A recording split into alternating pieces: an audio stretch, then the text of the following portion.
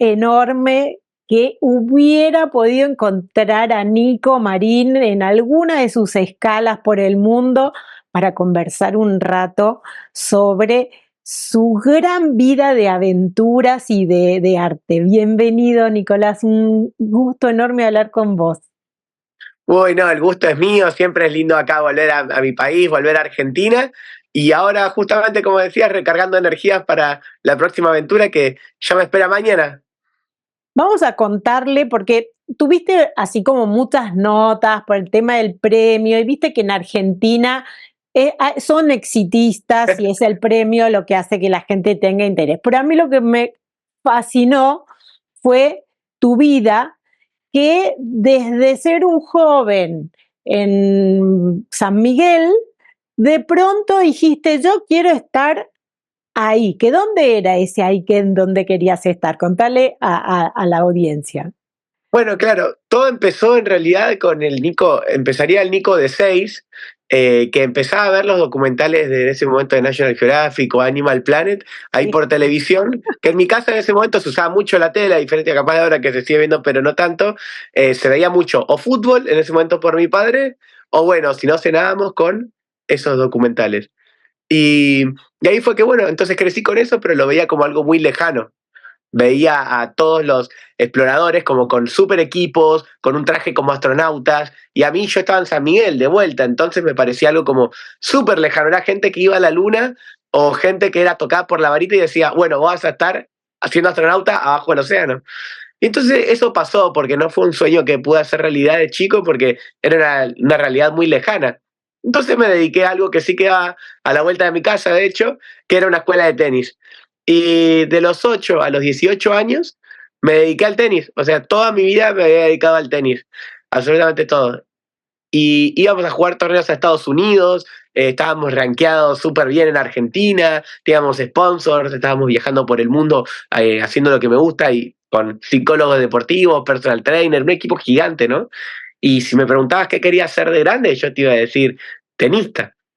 Pero pero ahí también yo sabía de que después cuando fui creciendo más y íbamos viajando más y cada vez se ponía más exigente, había que elegir a los 18 qué seguir y qué estudiar. Y todos mis amigos venían recaminados, en buena arquitectura, bueno, cada uno en administración de empresa, cada uno en el suyo, y yo quería ser tenista. Y ahí es cuando también me daba cuenta de que tenistas, en realidad, tipo, estaba Nadal, Djokovic, Federer, y Del Potro en ese momento me acuerdo que era mi máxima inspiración, pero me daba mucho miedo terminar siendo profe de tenis. Claro. Porque yo quería ser profesional. Y bueno, entonces ahí en ese miedo, la verdad que terminé dejando el tenis y me sentí muy frustrado porque era realmente toda mi vida. De Bueno, los pero ahí, cero, a ver, ahí ya tenías como una gran base de preparación para esta aventura que es ser parte de un medio que se dedica al documentalismo como National Geographic. Ya estabas viajando internacionalmente, imagino que ya manejabas inglés, te entrenabas, porque también para la actividad que haces se necesita tener muy buen estado físico, pero falta un elemento más que es la cámara, porque vos acabas de ganar un premio como fotógrafo. O sea, ¿cuándo aprendiste a sacar fotos? claro, ahí es donde entra la fotografía, porque cuando dejo el tenis se cae mi mundo de alguna manera y no sabía para dónde ir. En ese momento me anoté en un curso de creatividad e innovación. Y en simultáneo también, para aprovechar el tiempo, me anoté en un curso de fotografía, solo de 2 meses. Y ahí entonces mi vida empezó a perfilar como para la creatividad e innovación. Seguí trabajando en agencias como redactor creativo en ese momento y no me gustó. Y ahí fue donde en la escuela de creativos que yo estudié, mandaban propuestas de trabajo. Y ahí estaban buscando un fotógrafo submarino y alguien que administrara las redes sociales de una escuela de buceo en Cozumel, en México, enfrente de Playa del Carmen. ¡Wow! Y de ahí fue que yo nunca había buceado, tenía experiencia sacando fotos, pero tenía 18 años, o sea, mi experiencia era muy poca, pero mis ganas eran un montón. Y entonces ahí mandé y de 1.500 personas seleccionaban a 3 para una entrevista. Y de las 3 seleccionaban a una. Y esa una fui yo, y ahí, bueno, me fui a vivir un año a Cozumel, ahí a esta isla, en el medio del Caribe, y ahí Bueno, si bien inglés había ido yo 7 años particular y además, bueno, lo de la escuela, ¿no? Mi escuela de hecho también era italiana. Realmente cuando llegué no le dije ni hello al señor, no le podía decir los nervios que tenía, nada, no le podía expresar mi felicidad y toda como la adrenalina que yo tenía de estar ahí. O sea que era una oportunidad única, yo les había dicho, de que si me aceptaban, realmente yo la podía hacer escalar, pero que necesitaba que me den la primera oportunidad.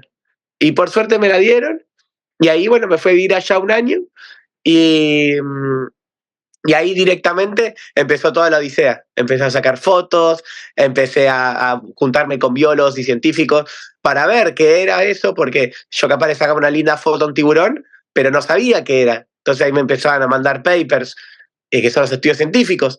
Y ahí es donde yo empecé a resumirlo con las redes sociales. Empecé a resumirlo para que la gente se sienta como atraída por ese mundo subacuático. Y la comunidad ahí empezó a crecer sin lugar a dudas demasiado.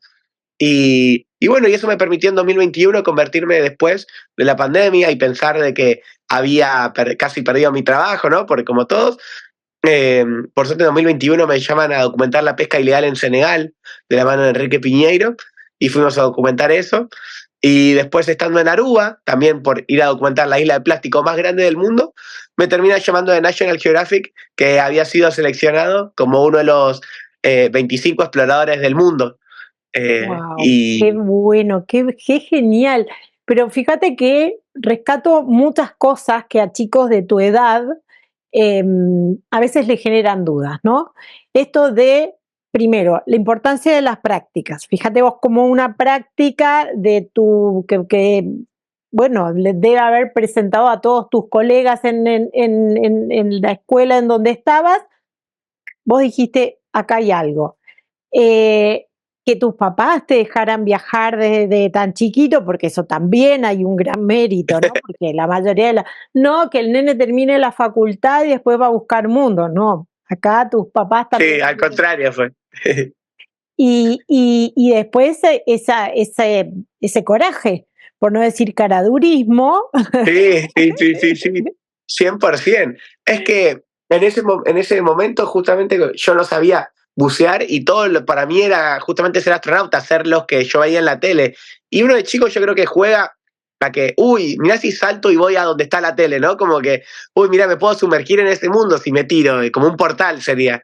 Y de repente ahora siento, si mi vida sería como una transición de alguna manera, siento como que Nico de 7 estaba sentado en el sillón viendo sus documentales y de repente saltó, se tiró de clavado literal ahí y está viviendo y le está mostrando a más Nicos de 7 años, como yo lo estaba viendo en ese momento, pero ahora soy yo quien quizás tiene la herramienta para poder mostrarle tiburones, ballenas, delfines, o sea, absolutamente todo.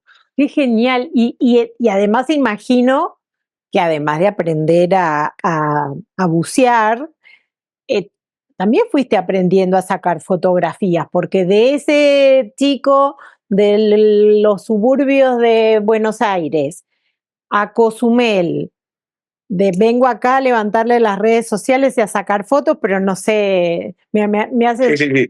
me haces acordar a mí que yo aprendía a bucear al mismo tiempo que a nadar. Yo no sabía nadar y dije, pero bueno, ya que están las dos cosas, ¿no? Vos hiciste Sí, algo sí, parecido, sí. aprendiste a bucear y a sacar fotos. ¿Cómo fue adquirir ese talento o crees que hay algo innato a vos en ese ojo fotográfico tan fino que tenés? Bueno, ahora últimamente uno ya como fotógrafo más formado te puede decir de que va teniendo como ciertos como condimentos que hacen a la hora de hacer una foto más mágica, pero en ese momento a mí me costaba mucho porque primero mi experiencia en fotografía era muy poca y después que lo estaba haciendo también en un medio el cual no estamos acostumbrados, o sea, porque una cosa es estar acá en la tierra, que también ya es difícil sacar una buena foto en la tierra, pero ahí estaba bajo el agua, en un medio en el cual no estaba acostumbrado a desenvolverme, a moverme, ni conmigo mismo ni con el entorno. Entonces ahí era como el desafío era doble, porque yo me acuerdo cuando en mis primeros buceos, de que el primer pececito que se me acercaba así de chiquitito, ya me daba como cosa, porque no sabía cómo iba a reaccionar. Es como que veas algún animal por primera vez o un auto por primera vez moverse y decir, uy, ¿qué va a hacer esta nave espacial? Y así me sentía yo. Y por suerte al principio me frustraba mucho porque mis resultados no eran buenos o quizás lo que yo esperaba, pero después conforme el paso del tiempo, primero aprendí a bucear para poder moverme mejor en el entorno. y es porque al principio yo quería llevar la cámara y yo aprendí a bucear y las dos cosas al mismo tiempo y los resultados no iban. Y ahí me frustraba mucho. Pero ahí por suerte pude dividir y empecé a bucear mejor, empecé a mejorar mi flotabilidad y ahí posteriormente empecé a llevar más la cámara. Entonces ya tenía un buen nivel de buceo cuando podía controlar mis emociones, mi cuerpo, mi flotabilidad. Ahí empecé a llevar el dispositivo como la cámara para poder retratar lo que yo veía. Más yo decía, más allá de lo que yo estoy viendo con mis ojos, yo necesito poder mostrarle lo que yo estoy viendo a la gente. Pues las palabras son increíbles, pero en una era tan visual y tan dinámica necesito un condimento más para poder acercarle el océano a la gente. Y más que el océano es la naturaleza, porque hoy en día el océano es mi excusa para poder mostrarle cualquier tipo de naturaleza, ya sea después de un safari por los esteros de Liberá, o sea, unas ballenas gigantes en Baja California Sur, o ahora como hace poco ir al Polo Norte con las Naciones Unidas. Es como realmente muy abierto como la vida también me fue impresionando tanto estos últimos años y yo obviamente voy y sigo con esa energía. Qué maravilla, me encanta ese lanzarte para adelante y en eso solo ya sos una inspiración para muchos chicos, pero insisto, también muchas veces los propios adultos decimos, no, ¿qué vas a hacer? Fotógrafo, ¿quién puede vivir de la fotografía? Buceo, ¿quién va a vivir del buceo? Bueno, aquí tenemos un joven, todavía tenés 24 años.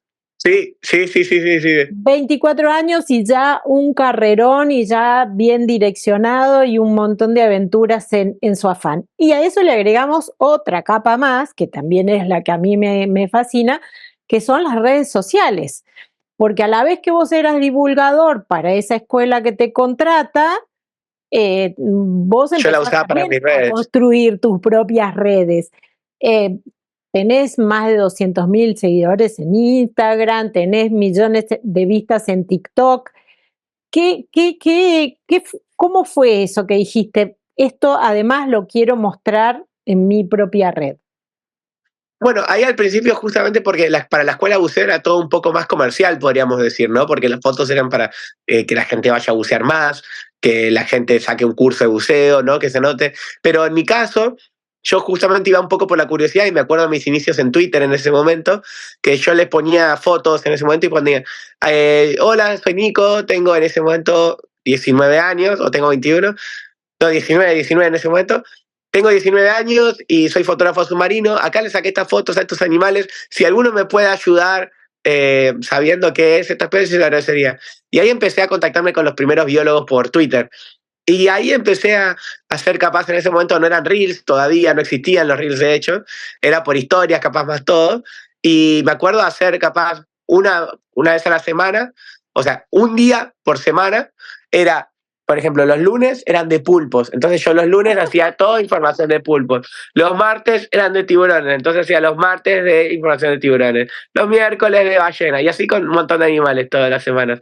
Y ahí empezaba la gente, chiquita la comunidad, porque ahí no subía los 1000 seguidores, o sea, y usaba el Instagram más para cosas personales, a crecer. Y mucha gente se veía interesada. Y mucho público de Buenos Aires, público al cual capaz estaba en la ciudad y que tenía justamente la misma vida que yo antes de los 18 y ahora estaba pudiendo ver un poquito de océano, una realidad que estaba muy lejana a cualquier tipo de oficina, pero que realmente cuando cualquier persona veía le resultaba maravilloso e increíble. Entonces esa empezó a ser como mi nicho mucho, mostrar un pedacito de océano en el medio de la ciudad, porque era acercarle de alguna manera algo que estaba súper lejano, pero que gracias a él respiramos. Y ahí fue que empecé a subir, a resumir los papers, a subirlo ahora más en Instagram, después más, bueno, en TikTok, después más en Twitter, en LinkedIn también, y empecé en todas las redes sociales a empezar a mostrar mi trabajo, y la gente empezó a crecer la comunidad. Ahí fue tanto que en 2021 me llegan un mensaje de la directora de National Geographic que quería tener una reunión conmigo porque tenía un potencial como explorador de National Geographic. Y ahí fue que en diciembre justamente me terminé eligiendo como uno de los 25 del mundo. Yo pensé que era una meta que no iba a llegar nunca o que iba a llegar muy de grande, porque las personas tenían un equipo increíble, tenían una ropa que era increíble y la expedición, el viaje ya salía un montón, mucho más. Entonces yo decía, yo si bien hice algunos viajes y le hice todo a pulmón y como con oportunidades y voluntariados intercambiando al principio, ¿cómo iba a llegar? Y bueno, era una meta que igual también iba a estar contento toda mi vida por seguir, aunque así no se diera, si no se daba, pero por suerte se rompió la Matrix a los 21 y de repente algo Qué bien. que Sí, pensé que no y se iba a dar. además, en el momento en que el mundo estallaba, porque estábamos todos además Sí, angustiados, o sea, para ubicarnos, porque a veces parece que pasó hace tanto, en 2021 estábamos recién vacunándonos sí. de COVID, contra el COVID. Se estaban saliendo o sea, nuestra discusión era otra. 2021, mundo estallado y el explorador. El Bruno Marín, que además casi estaba predestinado en el nombre, sos explorador marino, o sea que ahí también. Sí, bueno, De hecho, cuando yo te vi la dirección, dije, bueno, debe haber sido de marino y ya está, pero no es tu apellido, claro. qué genial está eso. No, me preguntaron en ese momento si mi apellido era de mentira, justamente, y me fijé ahora en una expedición al Polo Norte que fui, ahora, fui en una expedición japonesa, era, por Naciones Unidas. Todos hablan en japonés, y entonces mi idioma era jugar al ping-pong en ese momento. Y me dijeron que Nico Nico significa persona sonriente, y Marín, después yo busqué, significa persona que pertenece al mar. Entonces mi nombre en japonés y en todo, igual porque Marín después se va a como más internacional, es persona sonriente que pertenece al mar. Y Entonces ahí ya empezó a tener más sentido el destino. y lo sos porque de verdad me recomendamos que te sigan en tus redes, transmitís esa pasión que viene como la otra parte, porque contamos tu desarrollo profesional, pero ahora también tu compromiso con la causa ambiental. Vos tenés la posibilidad de ver los mares y de ver los grandes problemas que tenemos en los mares y la polución y ah, ¿qué es lo que más crees que tenemos que enfocar en lo inmediato para preservar esa riqueza infinita que nos daban los mares? Bueno, como fotógrafo justamente me toca documentar las bellezas, pero también la otra cara, o sea, no solo hacer de alguna manera jardinería, sino mostrar también la contaminación que hoy en día está pasando.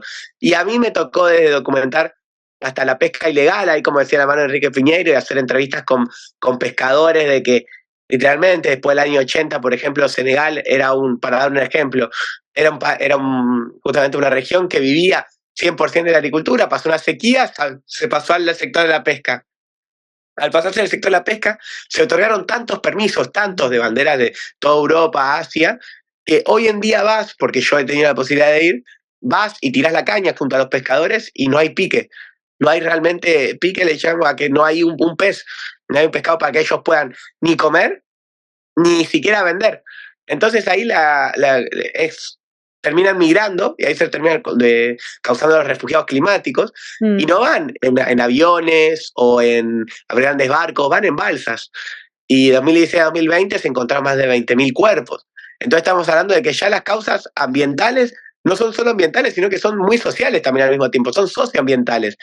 Todo aquello que nosotros pensemos de que no, ¿por qué tendría que cuidar el océano? O, no, ¿por qué tendría que separar mis residuos? No, ¿por qué tendría que hacer esto? Es cambiar este hábito. Si no hace nada. No, porque realmente hasta ya podemos decir de que si a la gente no le importa capaz la naturaleza, que sus pares, ¿no? Es como poder tratar de empatizar desde cualquier tipo de lado, porque realmente la situación obviamente sí va para un destino que capaz si lo dejamos como venimos siguiendo, va para mal. Pero por suerte tenemos más historias más inspiradoras y por suerte hay gente que sigue haciendo y la gente cada vez está más consciente y ahí es donde también nos toca a nosotros como periodistas, a nosotros como activistas, a nosotros como buceadores, como comunicadores, como fotógrafos, como lo que seamos, de poder hacer desde nuestro lugar un lugar mejor, ya sea como músicos, los músicos con la música, acabo de lanzar también un tema justamente para entrar en la industria musical con la conciencia del océano, como periodistas comunicando justamente de los factores que están alterando el océano, capaz como profesores, justamente enseñando o mostrando, como que creo que de cada lugar, de cada área, hoy en día de lo que sea, ya está la más loca que se imaginen, bueno, científicos ni que hablar, se puede empezar a hacer algo por el océano, por el planeta en sí, o por la naturaleza, desde el lugar que nos toque, realmente, o desde los escritores de los cuentos y las fábulas, como que cada uno puede aportar su granito de arena. Te ha tocado visitar muchos países y estar, ¿no?, viviendo en esos países. ¿Qué crees que es el desafío de Latinoamérica, que es un continente con una riqueza, con una costa marina impresionante, pero también es un continente con muchas necesidades. Entonces, muchas de las prácticas del cuidado del medio ambiente que en Europa o en Norteamérica están en la agenda, en Latinoamérica a veces nos parece que el mar es infinitamente generoso y que no pasa nada. ¿Qué crees que es? ¿Por dónde deberíamos empezar a cambiar o ponerle el ojo? Bueno, ahí está increíble porque hay una percepción justamente de que Europa o Norteamérica o el norte, podemos decir, generalmente podemos decir que son los que más cuidan capaz el medio ambiente. Pero cuando en realidad es totalmente lo contrario, son realmente los mayores productores de carbono y la deuda siempre la termina pagando el sur, en este caso podemos decir Argentina, hasta toda Latinoamérica, África, podemos decir, empezar, ¿no? Cuando se empieza a descentralizar todo, empezamos a ver de que capaz justamente aquellos que más como promocionan el cuidado del medio ambiente son los que más están alterando ese factor. Entonces ahí, como Latinoamérica, hoy yo creo que tenemos más la tarea de traer esos ojos justamente para el sur, porque si no, obviamente van a ser siempre soluciones más fantasiosas, de las cuales van a seguir siendo los mayores productores los que son parte de la solución, cuando realmente los que más sufren somos nosotros las consecuencias. Porque si estás en una ciudad, vos decís, bueno, que la suba del nivel del mar 1 o 2 grados, no va a pasar nada. Y acá te puedo dar un ejemplo de que hay islas que ya están desapareciendo y me ha tocado de tener amigos que vivían en esas islas y que se tienen que mudar justamente a las ciudades porque sus islas ya están siendo arrasadas por el cambio, por la suba del nivel del mar. Que cuando la temperatura en los océanos van incrementando 1 o 2 grados. Y decimos, no, es muy poco 1 o 2 grados. Pero imagínate tu cuerpo cuando sube la temperatura 1 o 2 grados. Inmediatamente estamos tomando algún medicamento o estamos como reposando porque tenemos fiebre y transpiramos. Y hoy los corales están haciendo su esfuerzo no, por no morir de alguna manera, porque se están poniendo de color blanco, la suba de la temperatura del océano empieza a ser más caliente, y es una fiebre que hoy en día está teniendo el océano y claramente es provocada por el humano. Entonces ahí yo creo que como... Sí, Entiendo perfectamente el punto y tenés razón que a nivel de producción hay un desequilibrio. Yo lo estaba pensando más que nada, por ejemplo, en el cuidado directo, ¿no? El tema de los plásticos, el tema de la basura, el tema de esta pesca descontrolada que mencionabas para Senegal, que también la tenemos en las costas de la sí, Patagonia, en Argentina, ¿no? ¿Qué es lo que viste en ese sentido? Porque quizás lo de los plásticos sí se ve mucho más sí. cercano a lo que podemos hacer. 100%. Bueno, ahí me ha tocado ir a documentar también en el mundo, ya por el plástico que nosotros generamos, existen 6 islas de plásticos en el mundo. Islas que realmente, como que te imagines, una isla de tierra con palmeras, con animales, con peces rodeándola, pero estas son islas de plástico, 100% formadas de plástico, no es que había tierra y llegó mucho plástico. Son solo plásticos y le llaman la más grande, que está entre Hawái y California, se llama el Gran Parche del Pacífico, ya tiene 3 veces el tamaño de Francia. Es una isla que es realmente muy grande, le llaman el séptimo continente, y por las corrientes y justamente los giros oceánicos se desemboca ahí. No es que vamos a ver capaz basura o no vamos a ver capaz tanto una botella flotando por ahí, porque las corrientes van desembocando siempre para 6 puntos distintos. Y ahí me ha tocado ver justamente mucha contaminación por plásticos y después ahí está también como la responsabilidad que podemos tener por poner la conciencia de poder revertir esta situación desde nuestra casa, pudiendo cambiar nuestros hábitos, informándonos cada vez más, desde que empezamos la mañana, de nuestra separación de residuos, de quizás el compost, de quizás desde las opciones libres de plástico, cambiar, si vamos a hacer de vuelta una compra y en vez de un cepillo de plástico podemos optar por uno de bambú, genial, si podemos en vez de de comprar botellas de plástico, llevar nuestra botella de agua a ser hasta más sano y mejor para el medio ambiente, ¿no? Empiezan a haber pequeños hábitos que nos van a conectar, en el grande decís, wow, no, esto no va a hacer nada, pero que después en tu cabeza se va a dar que ese cambio realmente sí es grande y es gigantesco, no es solo grande. Entonces en esa tarea creo que nos encontramos. Qué lindo hablar con vos, qué inyección de ozono, para hablar del mar, digo, qué inyección de ozono a la mente. Gracias, Nico. Si tuvieras que hablar a un par tuyo o a un par de aquel Nico de 18, Sí. 19 años, ¿qué le dirías? Bueno, principalmente Desde el sillón no llega ninguna oportunidad de que hoy en día, justamente con más en una era tan digital, que se puede mandar un mail, llegás a un mail de distancia literalmente a cualquier parte del mundo. Yo cuando tenía 18 jamás imaginé que esta vida podía llegar a pasar, que iba a poder llegar a vivir justamente de la naturaleza, de sacar fotos y demostrarlo. Y todo esto empezó por un correo. Mandé un correo a una organización en ese momento y me aceptaron. Entonces, principalmente de que manden correos a todo el tiempo. De hecho, en mis redes sociales yo tengo un grupo que siempre mando propuestas para que de lo que sea, de naturalistas, biólogos, lo que sea. Entonces, principalmente eso. Y después que siempre, siempre, siempre, por más sueño imposible realmente que sientan, no, pero la luna no llegó nunca a nadie. Bueno, no llegó nunca a nadie porque capaz nadie se predispuso a hacerlo. Entonces, vos o la persona que está viendo mi paro, Nico, de 8 años, es como, que no se ven por vencidos, pero no como desde tan lejos, sino que realmente porque al final la vida no le va a quedar otra al destino que darte la razón y tener que darte ese sueño que vos tanto querías. A veces el tiempo, bueno, y la ansiedad nos termina comiendo un poco más, pero realmente con persistencia, sueños y siempre alegría, yo creo que termina llegando a la oportunidad. Qué hermoso lo que decís, me quedo con eso. Muchísimas gracias, muchos éxitos en tus próximas aventuras y te estaremos dejando ahí caritas felices por todas tus redes. Gracias, Sí, Nico. claro. Muchísimas gracias de verdad, Adri.